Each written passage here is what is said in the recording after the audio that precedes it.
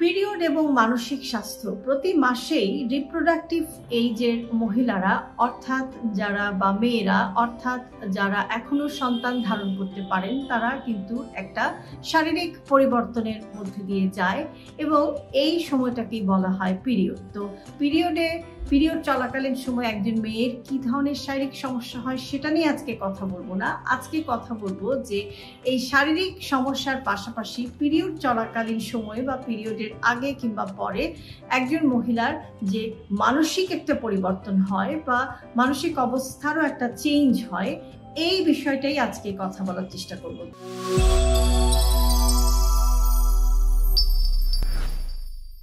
তো পিরিয়ড নিয়ে, বিশেষ করে পিরিয়ডের সাথে জড়িত মানসিক স্বাস্থ্য নিয়ে কথা বলাটা, এটা এখনো আমাদের সমাজে কিন্তু অনেকেই এই বিষয়টাকে এড়িয়ে যেতে চান। এটা এখনো একটা সোশ্যাল ট্যাবু, এটা নিয়ে অনেকেই আমরা কথা বলতে চাই না, কিন্তু এই বিষয়টা অবশ্যই জানা দরকার। কেননা এই যে মেয়েদের শারীরিক পরিবর্তনের পাশাপাশি পিরিয়ড চলাকালীন সময় যে একটা মানসিক চেঞ্জ হয় বা পিরিয়ডের আগে পরে যে একটা মেন্টাল চেঞ্জ হয়,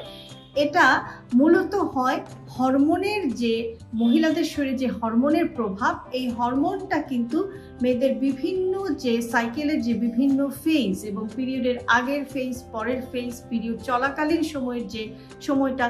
এই সময়গুলোতে কিন্তু এই হরমোনের মাত্রাটা ওঠানামা করে এবং সে কারণে শারীরিক পরিবর্তনের পাশাপাশি বিভিন্ন ধরনের মানসিক একটা চেঞ্জও দেখা যায় যে পিরিয়ডের আগে বা পিরিয়ড চলাকালীন সময় অনেক মেয়েরই দেখা যায় যে মুড সুইং হয় এবং অনেকের দেখা যায় যে খুব মন খারাপ থাকে,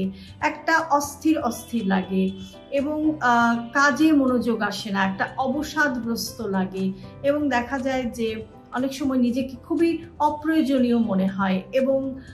নানান রকমভাবে কিন্তু এই উপসর্গটা দেখা দেয় এবং একটা পর্যায়ে এরকমও হতে পারে যে এই সময় একজন মহিলা কিন্তু বা একজন মেয়ে কিন্তু ডিপ্রেশনেও চলে যেতে পারে। কাজেই এই যে মানসিক যে একটা চেঞ্জ হয় পিরিয়ড চলাকালীন সময় বা পিরিয়ডের আগে পরে, এটা আবারও বলছি যে মূলত হরমোনের চেঞ্জের কারণে হয় বা হরমোনের যে ওঠানামা হয় সেই তারতম্যের কারণে এটা হয়। এটা কিন্তু টোটালি একটি স্বাভাবিক বিষয়, কিন্তু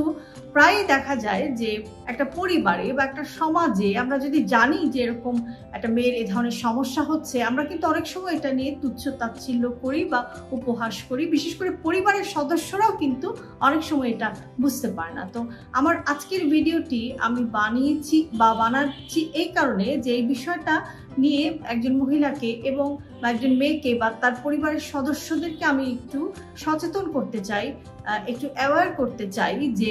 আমরা আমাদের পরিবারে যদি একজন মেয়ের এই ধরনের সমস্যা যখন হয়, মান্থলি যখন একটা সাইকেলের মধ্যে দিয়ে যে সে যায়, তার আগে বা পরে তার যে এই চেঞ্জটা হয়, একটু যদি জানা থাকে তাহলে কিন্তু আমরা এই বিষয়টা হ্যান্ডেল করাটা আমাদের জন্য সহজ হয়। তো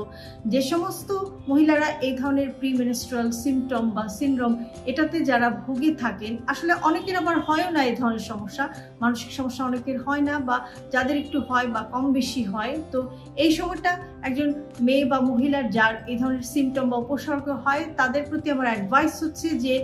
এই সময়টার জন্য আপনি একটু নিজের কথা ভাবুন, নিজের স্বাস্থ্যের কথা ভাবুন। এই সময়ে পিরিয়ড চলাকালীন সময়ে একটু সাজেশন হচ্ছে যে এই সময় অতিরিক্ত পরিশ্রম না করে নিজেকে একটু রেস্ট দিন, একটু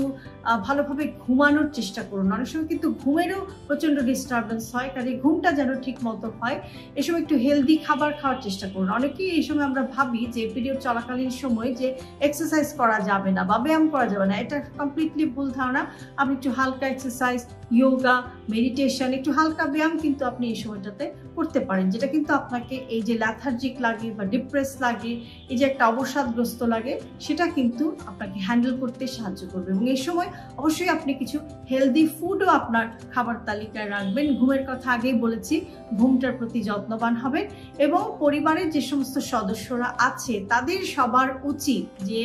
একজন মেয়ে বা মহিলা, আপনার মেয়ে কিংবা আপনার স্ত্রী কিংবা আপনার বোন যার এই ধরনের সমস্যা হয়, আপনি যদি একটু জানা থাকে বিষয়টা, আপনি যদি একটু কেয়ারফুল থাকেন, তখন কিন্তু আপনার একটুখানি সহানুভূতি, একটুখানি সচেতনতা কিন্তু সেই পিরিয়ড চলাকালীন সময় বা এর আগে পিছে একজন মেয়ের যে সমস্যাগুলো হয় সেই সমস্যাগুলো তাকে হ্যান্ডেল করতে কিন্তু আপনার এই সাহায্য বা সহানুভূতিটা তাকে কিন্তু অনেকখানি সাহায্য করবে। কাজেই পিরিয়ড নিয়ে কথা বলা বা পিরিয়ড চলাকালীন সময় একজন মহিলার মানসিক স্বাস্থ্যকে সোশ্যাল ট্যাবু হিসেবে না রেখে আমরা একটু বোঝার চেষ্টা করি, একটু সতর্ক হই, যেন আমার ঘরে থাকা বা আপনার ঘরে থাকা আপনার মেয়ে, আপনার স্ত্রী অথবা আপনার বোন, তিনি যেন কমফোর্টেবলি তার এই প্রতি মাসের বা স্বস্তির সাথে তার এই প্রতি মাসের শারীরিক পরিবর্তনের পাশাপাশি মানসিক পরিবর্তনের বিষয়টা তিনি যেন সহজভাবে হ্যান্ডেল করতে পারেন এবং কোনো রকমের ডিপ্রেশনে চলে না যান বা কোনো রকমের অবসাদগ্রস্ত না হয়ে যান। তিনি যেন অন্যান্য সব সময় মতো এই সময়টাকেও ফ্রুটফুল বা